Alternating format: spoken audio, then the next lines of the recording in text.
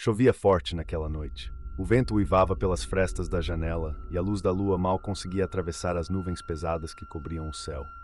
Estava sozinho em casa, ou pelo menos era o que eu pensava. Desde que me mudei para este vilarejo, todos pareciam me evitar. Olhares de soslaio, cochichos às minhas costas. Achei que fosse apenas a desconfiança de sempre. Um forasteiro em uma comunidade pequena, até que comecei a ouvir os rumores. Não vá até a colina à meia-noite, diziam. Ela ainda está lá, a bruxa. Eu, claro, ri disso. Não sou o tipo de pessoa que acredita em histórias de bruxaria ou maldições ancestrais, mas naquela noite tudo mudou. A meia-noite se aproximava e o som do relógio antigo no corredor ecoava pela casa. Tic-tic-tac. Era quase hipnótico. Então ouvi algo, um som leve, como um sussurro vindo do andar de baixo. Meu coração acelerou. Parei, tentando escutar melhor, mas o silêncio voltou a reinar. Suspirei aliviado, achando que fosse apenas minha imaginação pregando peças. Porém o sussurro retornou. Dessa vez mais alto, mais claro. Venha. Era como se alguém estivesse me chamando. Meu corpo congelou. O que deveria ter sido um simples som do vento agora parecia real demais. Lentamente desci as escadas, cada passo ecoando na casa vazia.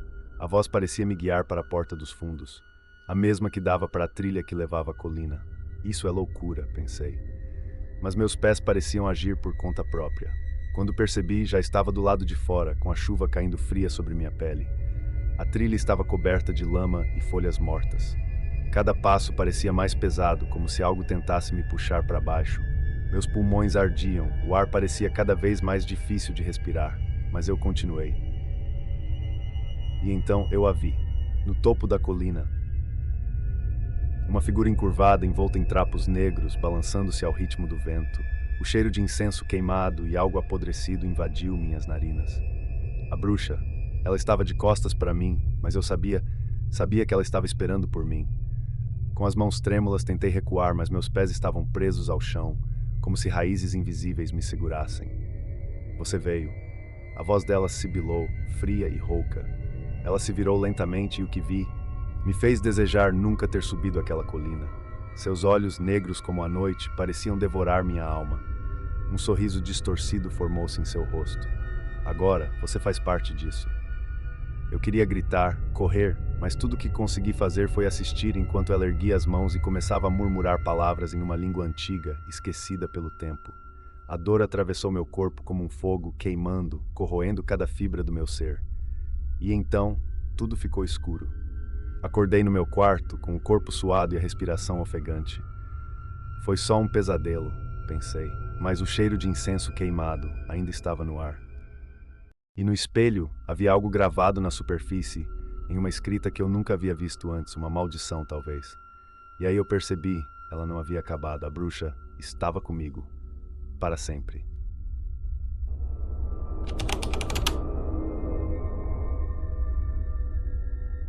A noite estava pesada, o tipo de noite que parece sufocar até os mais corajosos. Eu morava em uma cidade pequena, daquelas que parecem congeladas no tempo, onde o silêncio era absoluto após o pôr do sol. Desde criança, eu ouvia as histórias sobre as florestas ao redor da cidade. Diziam que era lá que vivia ela, a bruxa, amaldiçoada por séculos e esquecida por todos, exceto pelos mais velhos. Eles falavam dela em sussurros, como se apenas mencioná-la pudesse invocar sua presença.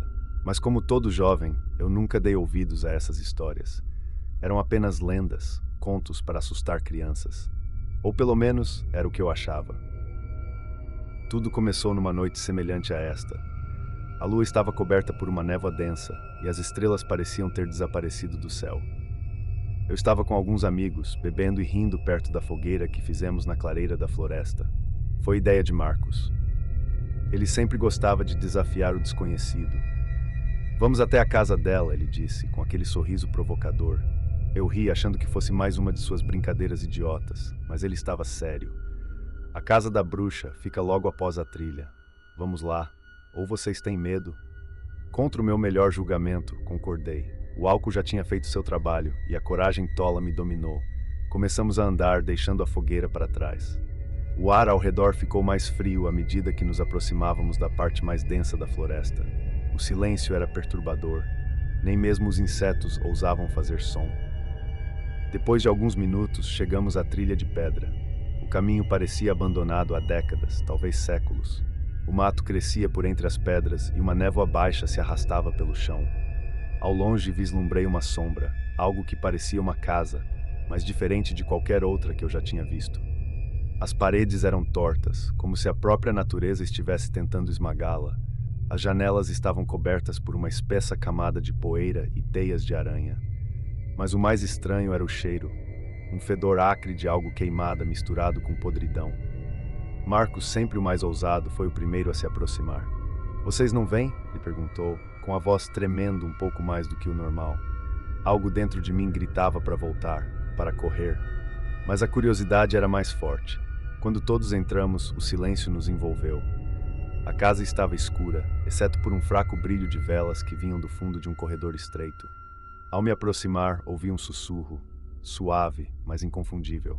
Parei, tentando entender de onde vinha, e então percebi, as paredes sussurravam.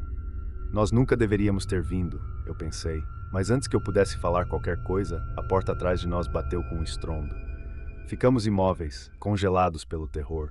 Foi então que a ouvimos, o som de passos arrastados vindos de algum lugar lá em cima, no andar superior. A madeira rangia, como se algo muito pesado estivesse se movendo lentamente, metodicamente. "Vamos sair daqui", uma das garotas murmurou, a voz dela trêmula de medo. Mas era tarde demais. Um ruído baixo, quase imperceptível, começou a encher o ar. Parecia uma melodia, uma canção sombria, uma oração em uma língua antiga. E então ela apareceu. Descendo lentamente as escadas, sua figura deformada e encurvada pela idade. A pele dela parecia couro seco, esticada sobre ossos finos e frágeis. Seus olhos eram buracos negros, profundos, sem alma. E em suas mãos, ela carregava algo, um livro, grande e antigo, com capa feita de pele humana. Ela nos observou em silêncio por alguns segundos que pareceram uma eternidade. E então, abriu o livro. As palavras que saíam de sua boca eram como garras afiadas que rasgavam o ar. Ninguém conseguia se mexer. Estávamos presos, enfeitiçados, reféns do terror que se instalava em nossos corações. Foi quando Marcos gritou, um som desesperado, agudo, enquanto seu corpo começou a se contorcer de maneira antinatural. Os ossos dele estalaram, a pele rasgou em alguns pontos e logo ele estava no chão, em um amontoado de carne ensanguentada e retorcida.